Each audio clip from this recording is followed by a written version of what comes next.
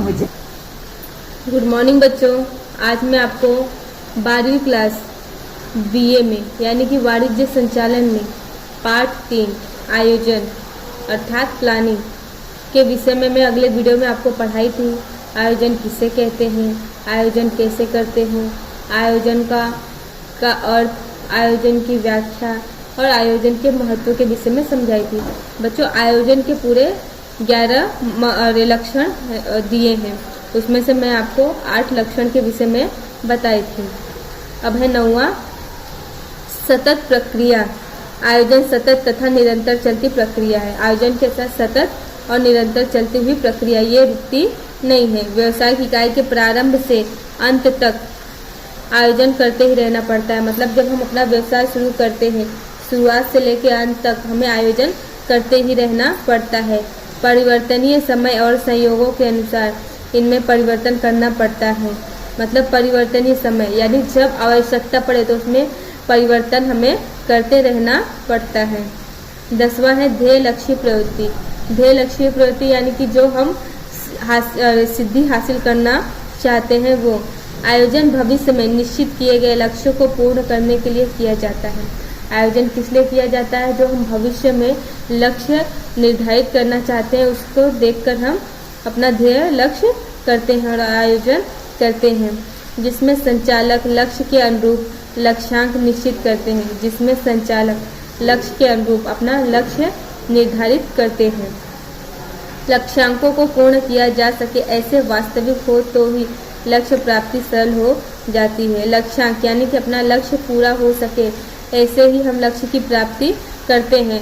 ऐसे लक्ष्य की प्राप्ति करेंगे तो हमें लक्ष्य प्राप्त करने में एकदम सरल रहेगा। वैसे आयोजन ध्येय लक्ष्य प्रवृत्ति है। अगर वैसे देखा जाए तो आयोजन ध्येय लक्ष्य प्रवृत्ति है। सही बात है, हम कोई भी व्यवसाय करते हैं एक ध्येय साबित करके करते हैं कि नहीं हमें पूरे साल में इतना लाभ कमाना है, इतना सामान इन्वेस्ट करना है, इतना कारीगर रखना है, इतने से इतने समय तक हमें चालू रखना है। ऐसा पूरा हम ध्येय बनाकर कार्य करते हैं।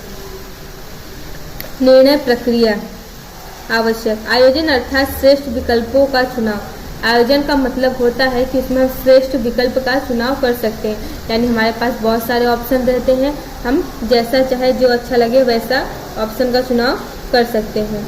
जिसमें विविध प्रकार के विकल्पों की पूर्व धारणा और धारणाएं की जाती हैं। जिसमें हर प्रकार के विकल्प की पूर्ण धारणाएं और धारणाएं यानी कि उसके पहले क्या हो सकता है और बाद में क्या हो सकता है ये सब निश्चित करके हम करते हैं। तत्पश्चात यानी कि उसके बाद उनमें से श्रेष्ठ विकल्प चुनकर योग्य निर्णय लिया जाता है। उसके बाद सही विकल्प चुनकर और सही निर्णय लिया जाता है। अर्थात आयोजन में निर्णय प्रक्रिया जरूरी है। इसलिए आयोजन करने के लिए निर्णय लेना बहुत ही जरूरी है। आयोजन महत्वपूर्ण है और भविष्य की रूपरेखा है। आयोजन क्या है? वो महत्वपूर्ण है और वो भविष्य की रूपरेखा है। कोई भी क्षेत्र हो आयोजन आवश्यक होता है। चाहे जो क्षेत्र हो उसमें आयोजन होना जरूरी है।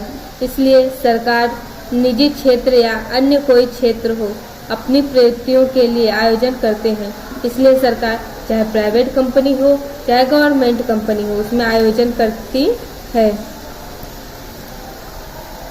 भारत सरकार ने भी आयोजन के महत्व को स्वीकार करके केंद्र सरकार ने नीति आयोग की रचना की है। भारत सरकार ने भी आयोजन के महत्व को स्वीकार किया है और उसको केंद्र सरकार के नीति आयोग में उसकी रचना की है। जिसमें विविध क्षेत्र के निष्णातों का समावेश है। विविध क्षेत्र के निष्णात यानी कि अलग अलग क्षेत्र से विशेषज्ञ यानी कि जो उस काम में एकदम सर्वकुशल संपन्न हो उसे विशेषज्ञ कहते हैं। उनका भी समावेश आयोजन में किया हो, क्योंकि जो हर काम में परफेक्ट है वो आयोजन के साथ अपने तरीके से करेगा क्योंकि उसे एक्सपीरियंस रहता है।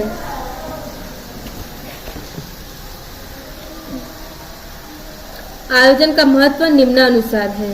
पहला है आयोजन से व्यवसायिक इकाई की सभी प्रवृत्तियां व्यवस्थित होती।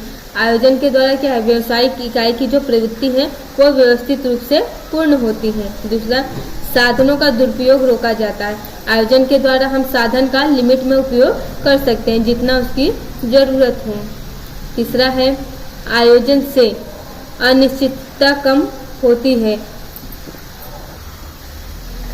आयोजन से अनिश्चितता कम होती है, यानी कि आयोजन से अनिश्चितता यानी होने वाली घटनाओं की संभावना कम होती है। आयोजन से सावधानी में वृद्धि होती है। आयोजन के द्वारा हम सावधानी में वृद्धि करते हैं, यानी हर चीज में सावधानी रख सकते हैं।